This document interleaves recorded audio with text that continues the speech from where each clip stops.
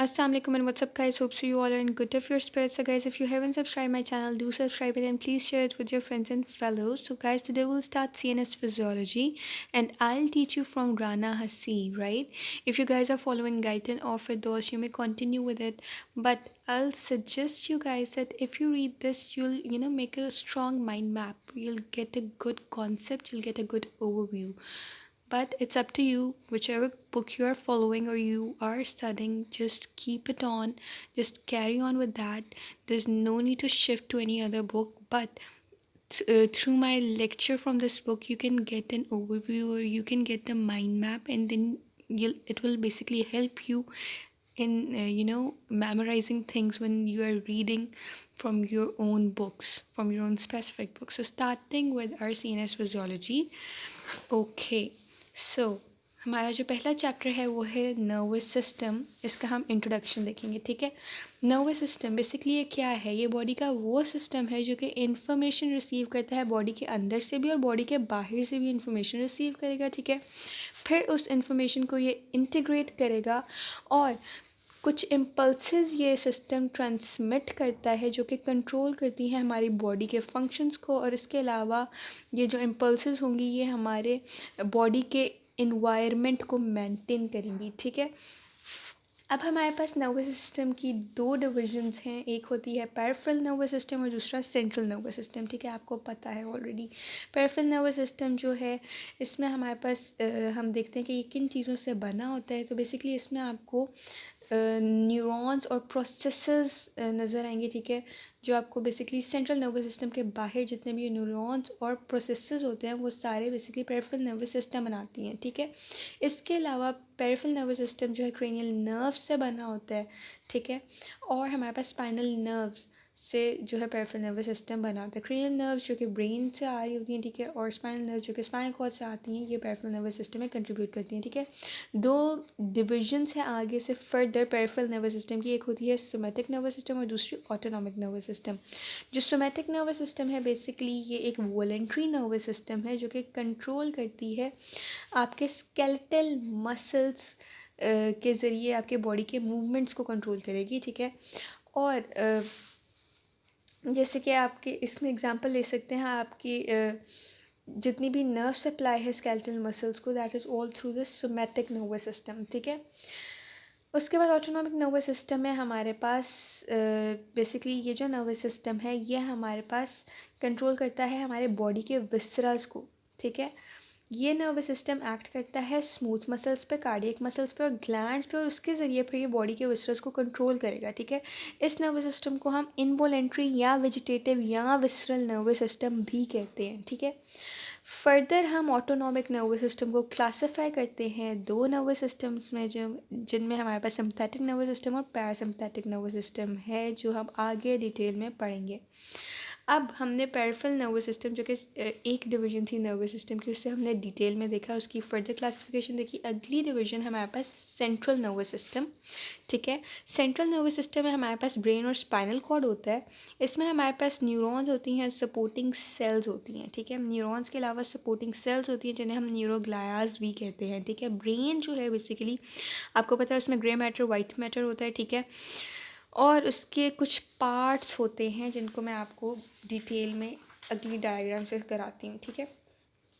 यहाँ से अगर हम देख लें तो ब्रेन के पार्ट्स में मेनली हमारे पास एक होता है प्रोजेंसेफेलॉन, एक होता है मीजेंसेफेलॉन और एक होता है रोमेनसेफेलॉन। जो प्रोजेंसेफेलॉन होता है ना, इसे हम सेरिब्रम या फोर ब्रेन भी कहते हैं। मीजेंसेफेलॉन को मिड ब्रेन और रोमेनसेफेलॉन को हम हाइंड ब्रेन भी कहते हैं, ठीक है।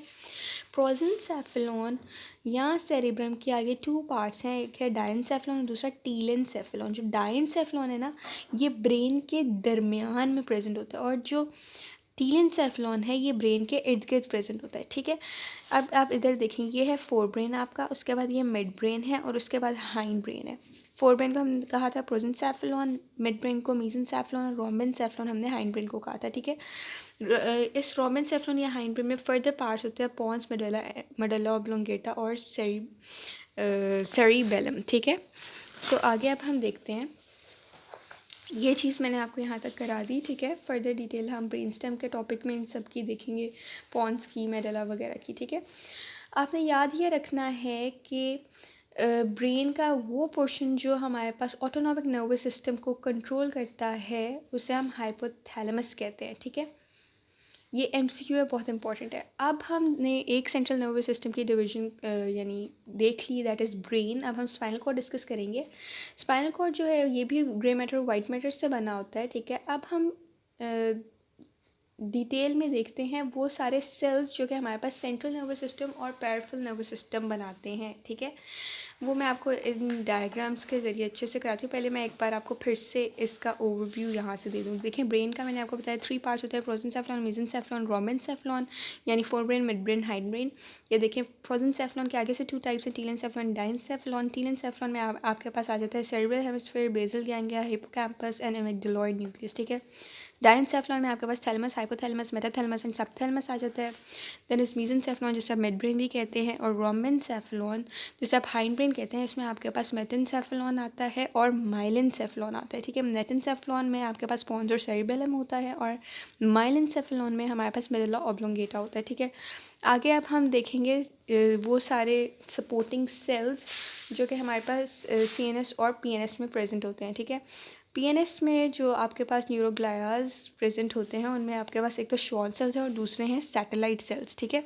जो श्वान सेल्स हैं ना, ये बेसिकली आपके एक्सॉन्स को सराउंड करते हैं पेरिफेरल नर्वस सिस्टम में, ठीक है। और जो सैटेलाइट सेल्स हैं ये गैंग्लियाज में प्रेजेंट जो सेल बॉडीज़ होती हैं ना न्यूरॉन्स की, उनको सराउंड करते हैं, ठीक है। अब जो श्वान सेल्स हैं जो कि एक्सॉन्स को सराउंड कर रहे होते हैं, बेसिकली ये माइलिनेशन कराते हैं इन पेरिफेरल एक्सॉन्स की, ठीक है। इसके अलावा इंजरी के बाद जो रिपेयर प्रोसेस होता है उसमें पार्टिसिपेट करते हैं, ठीक है। और जो सैटेलाइट सेल्स हैं इनका क्या फंक्शन है कि ये ऑक्सीजन, कार्बन डाइऑक्साइड, न्यूट्रिएंट और न्यूरोट्रांसमीटर्स वगैरह को रेगुलेट करते हैं, इनके लेवल्स को रेगुलेट करते हैं आपके गैंग्लियाज में अराउंड द न्यूरॉन्स, ठीक है। क्योंकि ये न्यूरॉन्स की सेल बॉडीज़ को सराउंड कर रहे होते हैं ना, ठीक है। तो ये हमने देख लिया पेरिफेरल नर्वस सिस्टम में 2 टाइप्स ऑफ सेल्स होते हैं, सैटेलाइट सेल्स और श्वान सेल्स। इनको हमने डिटेल में देखा। अब हम सेंट्रल नर्वस सिस्टम के कुछ सेल्स देखेंगे। सेंट्रल नर्वस सिस्टम में हमारे पास ओलिगोडेंड्रोसाइट्स, एस्ट्रोसाइट्स, माइक्रोग्लाया और एपेंडेमल सेल्स होते हैं, ठीक है। ओलिगोडेंड्रोसाइट्स जो है हमारे पास, ये बेसिकली सीएनएस में जो एक्सॉन्स होते हैं उनको माइलिनेट कराते हैं, ठीक है। ये एक स्ट्रक्चरल फ्रेमवर्क प्रोवाइड करते हैं, ठीक है, आपके सीएनएस को। उसके अलावा फिर जो नेक्स्ट सेल है दैट इज़ एस्ट्रोसाइट्स, ये ब्लड ब्रेन बैरियर मेंटेन करता है, ठीक है, को मेंटेन करता है। इसके अलावा ये क्या करता है कि ये एक्स्ट्रा सेलुलर इन्वायरमेंट जो है न्यूरॉन्स का उसको मेंटेन करता है, ठीक है। उसके अलावा ये स्ट्रक्चर सपोर्ट देता है आपके सीएनएस को, आयन, न्यूट्रिएंट और डिज़ोल्व गैस कंसनट्रेशंस वगैरह को रेगुलेट करता है, ठीक है। न्यूरोट्रांसमीटर्स को एब्जॉर्ब और रिसाइकिल करता है। इसके अलावा इंजरी के बाद ये स्कार टिश्यू भी बनाता है, तो this all was the function of astrocytes, ठीक है। उसके बाद माइक्रोग्लाया क्या करता है कि ये सेल डेब्रिस, वेस्ट वगैरह को रिमूव करेगा, ठीक है, पैथोजेंस वगैरह को रिमूव करेगा बाय फेगोसाइटोसिस। तो बेसिकली माइक्रोग्लाया क्या करेगा, फेगोसाइटोसिस, याद रखना है, इंपॉर्टेंट पॉइंट है, ठीक है। देन इस एपेंडेमल सेल्स, ठीक है, ये क्या करेंगे कि आपके बेसिकली ब्रेन में जो वेंट्रिकल्स होते हैं और स्पाइनल कॉर्ड में जो सेंट्रल कैनाल होते हैं ना उनको लाइन करती हैं, ठीक है, ये सेल्स, ठीक है। ये सेल्स बेसिकली वेंट्रिकल्स और सेंट्रल कैनाल की लाइनिंग बनाती हैं, ठीक है। और फिर क्या करती हैं ये सेरेब्रोस्पाइनल फ्लूइड बनाने में, प्रोड्यूस करने में हेल्प करती हैं, ठीक है।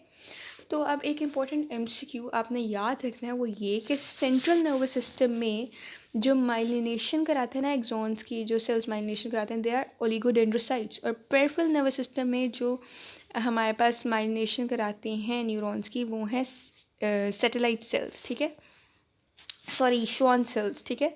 जो माइलिनेशन कराती हैं वो हैं श्वान सेल्स इन पेरिफेरल नर्वस सिस्टम और oligodendrocytes in central nervous system, ठीक है। उसके बाद अब हम न्यूरॉन वाला चैप्टर शुरू करते हैं, ठीक है। न्यूरॉन क्या है, बेसिकली ये स्ट्रक्चर फंक्शनल यूनिट है हमारे नर्वस सिस्टम का, ठीक है। ये बेसिकली वो एक्साइटेबल सेल्स हैं जो कि स्टिमुलस पे रिसेप्शन शो करेंगे और नर्व इम्पल्सेस की कंडक्शन कराएंगे, ठीक है। अब हमारे पास न्यूरॉन्स के क्या क्या पार्ट्स होते हैं। न्यूरॉन्स बेसिकली इसमें आपको एक सेल बॉडी और उसके अलावा उससे निकलते हुए प्रोसेसेस नजर आएंगे, ठीक है। सेल बॉडी को हम सोमा या पेरिकैरियन भी कहते हैं और प्रोसेसेस को हम न्यूरॉइड्स भी कहते हैं, ठीक है। पहले हम सेल बॉडी को डिस्कस कर लेते हैं, ठीक है। बेसिकली ये होता क्या है, ये यहाँ पे इस डायग्राम में देखें, मैं आपको यहाँ से समझाती हूँ, ठीक है। सेल बॉडी हमारे पास ये है, ठीक है, this is your cell body. अब ये क्या करती है बेसिकली, इसमें किस तरह से बनती है बेसिकली, ये न्यूरॉन का प्रोटोप्लाज्म बनाती है। प्रोटोप्लाज्म मतलब ये न्यूरॉन का साइटोप्लाज्म और न्यूक्लियस बनाती है, ठीक है। अब इसमें हमारे पास इन्फॉर्मेशन जो है ना वो इन डेंड्राइट्स के ज़रिए आ रही होती है। ये डेंड्राइट्स हैं, ठीक है, ये देखें ये डेंड्राइट्स हैं। इन डेंड्राइट्स के ज़रिए सेल बॉडी की तरफ इन्फॉर्मेशन आती है और सेल बॉडी से अवे इन्फॉर्मेशन लेके जाती हैं ये एक्सॉन्स, ठीक है, ठीक है। उसके बाद वो ये कहता है कि ये जो सेल बॉडी है ना, इसके अंदर आपको बहुत सारे रफ़ एंडोप्लाज्मिक रेटिकुलम्स नज़र आएंगे, ठीक है। ये रफ़ एंडोप्लाज्मिक रेटिकुलम्स को हम जब बेसिक डाइज के ज़रिए इंटेंसली स्टेन कर देते हैं ना, तो वो हमारे पास ये निज़ल ग्रेन्यूल्स बना देती हैं, निज़ल ग्रेन्यूल्स, ठीक है। किस तरह बनते हैं इसके साइटोप्लाज्म में, सेल बॉडी के साइटोप्लाज्म में बहुत सारे हमारे पास क्या हैं, रफ़ एंडोप्लाज्मिक रेटिकुलम्स हैं बहुत सारे। जब हमने उनको इंटेंसली स्टेन किया विद बेसिक डाइज तो उन्होंने हमारे पास निज़ल ग्रेन्यूल्स बना दिए, ठीक है। ये जो निज़ल ग्रेन्यूल्स हैं हमारे पास, इनको हम निज़ल बॉडीज़ या निज़ल सब्सटेंस या निज़ल ग्रेन्यूल्स भी कहते हैं। और बेसिकली इनके साइटोप्लाज्म में आपको कुछ पिगमेंट ग्रेन्यूल्स नज़र आएंगे, ठीक है, जैसे कि लिपोफसिन और मेलानिन होते हैं, ठीक है। लिपोफसिन को हम वेयर एंड टेयर पिगमेंट भी कहते हैं। So this is an important MCQ, ठीक है, कि आपको निज़ल सब्सटेंस या निज़ल बॉडीज़ या निज़ल ग्रेन्यूल्स के साइटोप्लाज्म में कौन से पिगमेंट ग्रेन्यूल्स नज़र आएंगे, तो वो होंगे लिपोफसिन और मेलानिन, ठीक है। उसके बाद हम अब प्रोसेसेस और न्यूराइड्स जो कि इन सेल बॉडी से निकलती हैं वो डिस्कस कर लेते हैं, ठीक है। बेसिकली ये होती क्या है प्रोसेस या न्यूराइड्स, ये होती हैं साइटोप्लाज्मिक एक्सटेंशंस जो कि सेल बॉडी ऑफ न्यूरॉन से निकलती हैं, ठीक है। मैंने आपको बता दिया एक डेंड्राइट्स होती है, दूसरी एक्सॉन्स होती हैं। जो डेंड्राइट्स होती हैं, अगर हम डेंड्राइट्स की बात करें तो ये बेसिकली इन्फॉर्मेशन को रिसीव करती है, इम्पल्सेस को रिसीव करती है, ठीक है, और उससे सेल बॉडी की तरफ लेके आती है, ठीक है। ये देखें सेल बॉडी की तरफ इंफॉर्मेशन लेके आ रही है, ठीक है। इसमें आपको निज़ल ग्रेन्यूल्स प्रॉक्सिमल पार्ट में नज़र आएंगे। जो डेंड्राइट का प्रॉक्सिमल पार्ट है ना, वहाँ पे आपको निज़ल ग्रेन्यूल्स नज़र आएंगे, डिस्टल पार्ट में नज़र नहीं आ रहे। देखिए आप लोग देख रहे हैं प्रॉक्सिमल पार्ट में है लेकिन डिस्टल पार्ट में नहीं है निज़ल ग्रेन्यूल्स, ठीक है। इसके अलावा इनमें गोल्जी अपरेटस नहीं होता, ठीक है। इनके स्पाइन लाइक प्रोसेसेस होती हैं, ठीक है। ये देखिए स्पाइन लाइक प्रोसेसेस हैं, ठीक है। फंक्शन क्या है कि ये इंटीग्रेट करती हैं एक्साइटेटरी इन्फ्लुएंसेस। इसके अलावा ये रिसेप्टिव एरिया जो है न्यूरॉन का उससे इंक्रीज़ करती हैं, ठीक है। अब हम देखते हैं एक्सॉन, ये है एक्सॉन, ठीक है। ये न्यूरोनल प्रोसेस जो है ये इंफॉर्मेशन को रिसीव करेगा और उसे ट्रांसमिट करेगा सेल बॉडी से अवे। ये सेल बॉडी से अवे इंफॉर्मेशन लेके जाता है, ठीक है। अब एक्सॉन हिलॉक ये एक ट्रायंगुलर पिरामिडल एरिया है, ठीक है। यहाँ पे एक्सॉन से पहले एक पिरामिडल एरिया होता है, उसे हम एक्सॉन हिलॉक कहते हैं, ठीक है, शॉर्ट पिरामिडल एरिया। ये वो रीजन है सेल बॉडी का, बेसिकली ये सेल बॉडी का ही रीजन होता है जहाँ से एक्सॉन ओरिजिनेट करता है, ठीक है। इससे हमने क्या कह दिया कि ये एक्सॉन हिलॉक है। निज़ल ग्रैन्यूल्स आपको यहाँ पे नज़र नहीं आएंगे, आपको जैसे कि नज़र आ रहा है इस पिरामिडल एरिया में, शॉर्ट पिरामिडल एरिया में निज़ल ग्रैन्यूल्स नहीं है, लेकिन है ये सेल बॉडी का ही पार्ट, ठीक है। और इसे हमने एक्सॉन हिलॉक इसलिए कहा है क्योंकि यहाँ से एक्सॉन ओरिजिनेट कर रहा है, ठीक है। अब जो हमारे पास एक्सॉन का साइटोप्लाज्म होता है ना, उसे हम एक्सोप्लाज्म कहते हैं, ठीक है। और ये सिंथेसाइज्ड प्रोटीन्स और न्यूरोट्रांसमीटर्स जो है सेल बॉडी से रिसीव करता है, ठीक है, बाय द एक्सोनल फ्लो, ठीक है। और इस एक्सोप्लाज्म को जो एक शीथ लाइक मेम्ब्रेन कवर करती है उसे हम एक्सोलीमा कहते हैं, ठीक है। अब एक्सोप्लाज्म और एक्सोलीमा मिल के हमारे पास नर्व फाइबर का एक्सेस सिलेंडर बनाते हैं, ठीक है। अब हम देखेंगे एक्सोनल ट्रांसपोर्ट, ठीक है। एक्सोनल ट्रांसपोर्ट कैसे होती है, तो एक्सोन में ना आपको बहुत सारे एबेंडेंट माइक्रोट्यूब्यूल्स और माइक्रोफिलामेंट्स नज़र आएंगे जो कि एक्सोनल ट्रांसपोर्ट कराते हैं, ठीक है। फास्ट एक्सोनल ट्रांसपोर्ट में हमारे पास माइक्रोट्यूब्यूल्स इन्वॉल्व होते हैं, ठीक है। और उसकी 2 टाइप्स होती हैं, एक होती है काइनेसिन और दूसरी डाइनिन, ठीक है। जो काइनेसिन होती है that is involve in anterograde movement, और जो डाइनिन होती है that is involve in retrograde movement या रेट्रोग्रेड ट्रांसपोर्ट। एंटीरोग्रेड ट्रांसपोर्ट में काइनेसिन और डाइनिन जो है रेट्रोग्रेड ट्रांसपोर्ट में इन्वॉल्व होती है, ठीक है। उसके बाद हम यहाँ पे आ जाते हैं साइनेप्टिक बटन पे। तो साइनेप्टिक बटन क्या है, बेसिकली ये हमारे पास वो स्पेशलाइज्ड एंडिंग्स होती हैं जहाँ पे एक्सॉन्स आके टर्मिनेट करती हैं, ठीक है। इनमें जो एंडिंग्स हैं यहाँ पे आपको सिनेप्टिक वेसिकल्स नज़र आएंगे जिनमें बहुत सारे न्यूरोट्रांसमीटर्स भरे होते हैं, ठीक है। उसके बाद गैंग्लियन क्या है, ये बेसिकली सेल बॉडीज़ की कलेक्शन होती है, ठीक है। सेंट्रल नर्वस सिस्टम के अंदर जो आपको गैंग्लियाज नज़र आएंगे उनको हम बेसल गैंग्लियन कहते हैं, और सेंट्रल नर्वस सिस्टम के बाहर जो गैंग्लियाज नज़र आएंगे उन्हें हम सिंपैथेटिक या पैरासिम्पैथिक गैंग्लियाज कहेंगे, ठीक है। नेजल ग्रैन्यूल्स या सब्सटेंशिया बॉडीज़ ऑलरेडी मैं आपको बता चुकी हूँ कि ये क्या होती हैं, ठीक है। ये सिर्फ एक्सॉन हिलॉक में प्रेजेंट नहीं होती, बाकी ये सेल बॉडी में हर जगह प्रेजेंट होती है। और ये होती क्या है कि ये रफ एंडोप्लाज्मिक रेटिकुलम को जब हम इंटेंसली स्टेन करते हैं बेसिक टाइज से, तो वो नेजल ग्रेन्यूल्स बना देती हैं, ठीक है। उससे नेजल ग्रेन्यूल्स बन जाते हैं। इसका फंक्शन क्या होता है बेसिकली नेजल ग्रेन्यूल्स का, कि इसमें हमारे पास RNA होता है जो कि प्रोटीन सिंथेसिस में इन्वॉल्व होती है, ठीक है। इसके अलावा जब प्रोटीन्स की यूटिलाइजेशन होती है ड्यूरिंग न्यूरोनल एक्टिविटी, तो बेसिकली वो इन नेजल ग्रेन्यूल्स के ज़रिए ही होती है, ठीक है। अगली चीज़ जो आपको पता होनी चाहिए दैट इज़ क्रोमेटोलाइसिस। क्रोमेटोलाइसिस क्या है, जब नेजल ग्रेन्यूल्स जो है वो डिसइंटीग्रेट करते हैं, डिसअपेयर हो जाते हैं ड्यू टू एनी फटीग या टॉक्सिन जो कि न्यूरॉन को डैमेज कर रहा होता है, उसकी वजह से जब हमारे पास नेजल ग्रेन्यूल्स डिसइंटीग्रेट या डिसअपेयर हो जाते हैं उससे हम क्रोमेटोलाइसिस कहते हैं, ठीक है। अब इससे ही रिलेटेड रीजनरेटिव स्प्राउटिंग एक प्रोसेस है, ठीक है। होता क्या है कि इंजरी के बाद क्रोमेटोलाइसिस होती है ऑब्वियसली, ठीक है। क्रोमेटोलाइसिस के बाद जब दोबारा से हमारे पास नर्व जो है वो रीग्रो करेगी, उसकी मल्टीपल ब्रांचेस उसमें से निकलेंगी, ठीक है। तो उस प्रोसेस को हम रीजनरेटिव स्प्राउटिंग कहते हैं, ठीक है। अब हम देखेंगे क्लासिफिकेशन ऑफ न्यूरॉन, ठीक है। तो पहले हम मॉर्फोलॉजिकल क्लासिफिकेशन देखते हैं न्यूरॉन की। तो वो कुछ इस तरह से है कि ये हम इसको क्लासीफाई करते हैं according to the number and mode of branching of neurites, ठीक है। According to mode and number of branching of neurites, ठीक है। तो पहले हमारे पास जो टाइप है इन मॉर्फोलॉजिकल क्लासिफिकेशन वो है यूनिपोलर, फिर सूडो यूनिपोलर, फिर bipolar and then is multipolar, ठीक है। जो हमारे पास यूनिपोलर न्यूरोनल टाइप है ना, इसमें आपको क्या नज़र आएगा, ये देखें, ये यूनिपोलर न्यूरोनल टाइप है, ठीक है। इसके पास एक एक्सॉन है, ये देखें एक एक्सॉन है, और ये डिवाइड कर रहा है after a short distance from the cell body, ठीक है। ये देखें ये axon after a short distance from the cell body ये डिवाइड कर जाएगा, ठीक है। हो इसके पास एक ही एक्सॉन है, सिर्फ एक एक्सॉन है, इसलिए हमने इसे यूनिपोलर कहा है, ठीक है। इसके पास कोई डेंड्राइट्स नहीं है, ठीक है। और ये आपको सिर्फ डेवलपमेंटल स्टेजेस में नज़र आएगा, ठीक है। और ये आपको कहाँ कहाँ यूनिपोलर न्यूरॉन नज़र आता है, mesencephalic nucleus of fifth cranial nerve, posterior root ganglia में नज़र आएगा, ठीक है। उसके बाद नेक्स्ट टाइप है हमारे पास सूडो यूनिपोलर, या जिससे आप unipolar neuron, false unipolar neuron कहते हैं, ठीक है। इसके पास आपको सिर्फ एक सिंगल प्रोसेस नज़र आएगा, ये देखें ये सेल बॉडी है, उसमें से एक सिंगल प्रोसेस निकलेगा, ठीक है। ये बाद में डिवाइड हो जाएगा इनटू 2 ब्रांचेस, ठीक है। एक ब्रांच एक्सटेंड करेगा टू पेरिफेरल एंडिंग्स और दूसरा CNS की तरफ जाएगा, ठीक है। ये आपको कहाँ कहाँ नज़र आएगा, ये आपको नज़र आएगा डोर्सल रूट गैंग्लिया में, और आपको ये नज़र आएगा मोस्टली क्रेनियल गैंग्लियाज में, ठीक है। उसके बाद बाइपोलर न्यूरॉन है, ठीक है। बाइपोलर न्यूरॉन जो है इसमें आपके पास एक डेंड्राइट और एक एक्सॉन होता है, ये देखिए एक एक्सॉन है और एक ही डेंड्राइट है, ठीक है।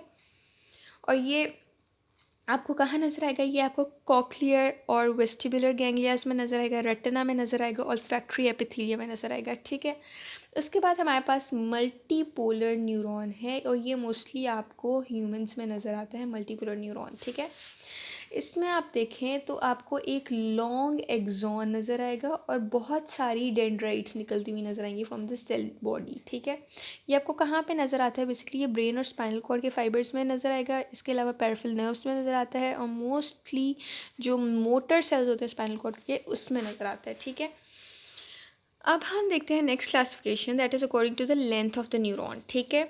तो लेंथ ऑफ न्यूरॉन के अकॉर्डिंग हम डिवाइड करते हैं इन मल्टीपोलर न्यूरॉन्स को basically into Golgi type 1 and Golgi type 2 neurons, ठीक है। जो गोल्जी टाइप 1 न्यूरॉन्स हैं उनमें अगर हम न्यूराइट्स की अरेंजमेंट देखें तो किस तरह से होती है, इनके पास बहुत सारे डेंड्राइट्स होते हैं, दोनों के पास गोल्जी 1 गोल्जी 2 दोनों के पास बहुत सारे डेंड्राइट्स होते हैं, लेकिन जो एक्सॉन होता है ना गोल्जी टाइप 1 में वो बहुत लंबा होता है, लेकिन गोल्जी टाइप 2 में जो हमारे पास एक्सॉन होता है वो शॉर्ट होता है, ठीक है। जो गोल्जी टाइप 1 में जो एक्सॉन है वो ग्रे मैटर को छोड़ता है ठीक है, जिसके अंदर उसकी सेल बॉडी प्रेजेंट होती है, ठीक है। लेकिन जो गोल्जी टाइप 2 है ना, उसका जो शॉर्ट सा एक्सॉन होता है वो ग्रे मैटर को नहीं छोड़ता, क्योंकि ग्रे मैटर में ही उसकी सेल बॉडी प्रेजेंट होती है ना, और उस ग्रे मैटर को वो एक्सॉन नहीं छोड़ता। लेकिन गोल्जी टाइप 1 जो है उसका एक्सॉन ग्रे मैटर को छोड़ेगा। आपने याद रखना, गोल्जी टाइप 2 का एक्सॉन अपने ग्रे मैटर को नहीं छोड़ेगा, जिसके अंदर उसकी सेल बॉडी प्रेजेंट होती है, ठीक है। गोल्जी टाइप 1 कहाँ कहाँ आपको नजर आएगी? एक तो ये pyramidal cells of cerebral cortex में नजर आएगी, इसके अलावा anterior horn of spinal cord में नजर आएगी। और गोल्जी टाइप 2 है वो आपको सेरिब्रल और सेरिबेलर कॉर्टेक्स में नज़र आएगी, इसके अलावा इंटरन्यूरॉन्स में नज़र आएगी, ठीक है। तो ये थी हमारी classification of neurons on the basis of their length, ठीक है। आगे हम देखते हैं neuronal classification on the basis of their physiology, ठीक है। इसको हम फिजियोलॉजिकल बेसिस पे दो ग्रुप्स में डिवाइड करते हैं। एक होता है सेंसरी या एफरेंट न्यूरॉन्स और दूसरा मोटर या इफरेंट न्यूरॉन्स, ठीक है। जो हमारे पास सेंसरी या एफरेंट न्यूरॉन्स है ना, ये बेसिकली सेंसरी इम्पल्सेस को कैरी करेंगे, कहाँ से? रिसेप्टर से सेंट्रल नर्वस सिस्टम की तरफ, और वहाँ पर जाके फिर ये रिले कर जाएंगे इन सेंट्रल नर्वस सिस्टम, ठीक है। इसकी एग्जांपल में आपको वो सब न्यूरॉन्स जो कि sending track of spinal cord में होते हैं, वो सारे सेंसरी एफरेंट न्यूरॉन्स होते हैं, ठीक है। और जो हमारे पास मोटर या इफरेंट न्यूरॉन्स हैं, बेसिकली ये मोटर इम्पल्सेस कैरी करते हैं, और ये मोटर इम्पल्सेस को सीएनएस से दूर लेके जाते हैं, ठीक है। और ये आपको मोस्टली इफेक्टर ऑर्गन्स में नज़र आएंगे, ठीक है। इसके अलावा मसल फाइबर्स को कंट्रोल करने में नज़र आएंगे, ठीक है। और ये आपको इसकी एग्जांपल है वो सब न्यूरॉन्स जो कि स्पाइनल कॉर्ड के डिसेंडिंग ट्रैक्ट्स में होते हैं, वो सारे क्या है? मोटर या इफरेंट न्यूरॉन्स, ठीक है। उसके बाद हमारे पास आ जाता है नर्व फाइबर, ठीक है। तो नर्व फाइबर बेसिकली एक स्लेंडर प्रोसेस है जो कि न्यूरॉन से ही निकलता है। न्यूरॉन के जो स्पेशली एक्सॉन है, ठीक है, वो कैरी करता है इम्पल्सेस को away from the cell body, ठीक है। उससे आप कह देते हैं कि ये नर्व फाइबर है। जो न्यूरॉन का एक स्लेंडर सा प्रोसेस जो बेसिकली एक्सॉन होता है, उस एक्सॉन को आप नाम दे देते हैं नर्व फाइबर का, क्योंकि ये इम्पल्सेस को कैरी करता है away from the cell body. Two types of हमारे पास नर्व फाइबर्स होते हैं, एक होता है सेंसरी या एफरेंट नर्व फाइबर, ठीक है, और दूसरा मोटर या इफरेंट नर्व फाइबर, ठीक है। जो सेंसरी या एफरेंट नर्व फाइबर होता है, ये इम्पल्सेस कैरी करता है टूवर्ड्स द सीएनएस, और जो मोटर या इफरेंट नर्व फाइबर होता है, ये इम्पल्सेस कैरी करता है अवे फ्रॉम द सीएनएस, ठीक है। सेंसरी क्लासिफिकेशन अगर हम देखें तो उसमें हमारे पास सेंसरी न्यूरॉन्स जो हैं उसकी बेसिस पे हम क्लासीफाई करते हैं, ठीक है। फाइबर, अगर नर्व फाइबर की टाइप्स, उनके नंबर, फिर उसके ओरिजिन और उसके फंक्शन हम देखेंगे, ठीक है। तो हमारे पास basically A B C nerve fibres की टाइप्स होती हैं, ठीक है। आगे से फर्दर हम इसे कहते हैं A alpha beta gamma and delta, ठीक है। और बी और सी में भी दो टाइप्स होती हैं, सी डॉर्सल रूट और सी सिम्पथेटिक वाली, ठीक है। अब जो ए अल्फ़ा होती है ना, उसमें हमारे पास 1A फाइबर्स और 1B होते हैं। ए बीटा को हम 2 का नंबर भी देते हैं कि ये 2 फाइबर्स हैं, ठीक है। ए गैमा को हम कोई नाम नहीं देते, और जो ए डेल्टा है उसे हम 3 नंबर देते हैं, ठीक है। बी को भी हम कुछ नहीं कहते, ठीक है। सी का जो डॉर्सल रूट है ना, उसे हम 4 का नंबर देते हैं, और सी सिम्पथेटिक को भी हम कोई नंबर नहीं देते, ठीक है।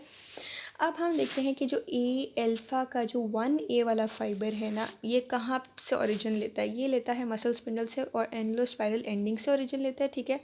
क्योंकि मसल स्पिंडल वगैरह से एनुलोस्पाइरल एंडिंग से ओरिजिन ले रहा है, तो इसका फंक्शन भी आप इससे अंदाज़ा लगा लें कि प्रोप्रियोसेप्शन में ये फंक्शन करेगा, ठीक है। ए अल्फ़ा का 1B वाला फाइबर जो है, ये गोल्जी टेंडिन से ओरिजिन लेता है और इसका सोमैटिक मोटर फंक्शन होता है, ठीक है। ए बीटा जो 2 वाला फाइबर है, ठीक है, ये ओरिजिन लेता है मसल स्पिंडल से, फ्लैश प्रे एंडिंग से, टच प्रेशर वगैरह से ओरिजिन लेगा, और इसका फंक्शन है टच और प्रेशर। देखें, टच और प्रेशर से ही ओरिजिन लिया, तो टच और प्रेशर ही इसका फंक्शन भी होगा, इससे आप हिंट रख लें, ठीक है। ए उसके बाद हमारे पास डेल्टा जो है, ये ओरिजिन लेता है मोटर सेंटर से, तो ऑब्वियसली फिर इसका मोटर ही फंक्शन होगा, और ये मोटर होता है टू मसल स्पिंडल, और मसल स्पिंडल के भी इंट्राफ्यूजल फाइबर्स के लिए ये मोटर होता है बेसिकली, ठीक है। उसके बाद हमारे पास सॉरी, ये ए गैमा था। अब हम ए डेल्टा देख रहे हैं। ए डेल्टा जो है उसे हम 3 का नंबर देते हैं, ठीक है। और ये बेसिकली ओरिजिनेट करता है फास्ट पेन और कोल्ड रिसेप्टर से, ठीक है। इसके अलावा कुछ टच रिसेप्टर से ओरिजिनेट करता है, और इसका फंक्शन क्या है? Pain cold touch. ये देखें, पेन यहाँ पे भी हमने देखा, कोल्ड ये टच, ठीक है। तो यहाँ से बी ओरिजिन में भी इसका नाम आया, तो इसलिए फंक्शन भी इसका उसी से रिलेटेड होगा, ठीक है। बी जो टाइप है फाइबर की, उसका ओरिजिन कहाँ से, ऑटोनॉमिक गैंग्लियन से है, और इसका फंक्शन भी प्री गैंग्लियोनिक ऑटोनॉमिक है, ठीक है। सी का जो डोर्सल रूट है, जैसे हमने 4 कहा है, 4 नंबर दिया है, ठीक है। ये कहाँ से ओरिजिनेट करता है, ये स्लो पेन, टेम्परेचर और बाकी रिसेप्टर से ओरिजिनेट करेगा। इसका फंक्शन भी पेन, टेम्परेचर, रिफ्लेक्स रिस्पॉन्सेज और मैकेनो रिसेप्टर्स में है, ठीक है। सी का जो सिम्पथेटिक है वो ओरिजिनेट करता है सिम्पथेटिक गैंग्लियन से, और इसका फंक्शन है पोस्ट गैंग्लियोनिक सिम्पथेटिक फंक्शन है, ठीक है। आपने याद ये रखना है कि जो ए डेल्टा और जो सी का जो डोर्सल रूट है, ठीक है, ये दोनों बेसिकली पेन रिसेप्शन में हेल्प करते हैं, ठीक है। ये देखें, ए का डेल्टा पेन में हेल्प कर रहा है, पेन रिसेप्शन में, और दूसरा सी का डोर्सल रूट जो है पेन रिसेप्शन में हेल्प कर रहा है, ठीक है। उसके बाद नर्व इम्पल्स क्या होती है, ये बेसिकली इन्फॉर्मेशन को ट्रांसमिट करती है along a nerve fibre in the form of action potential, ठीक है। तो यहाँ पे हमने कंप्लीट कर लिया हमारे पास इंट्रोडक्शन और न्यूरॉन्स की क्लासिफिकेशन को। Thanks for watching.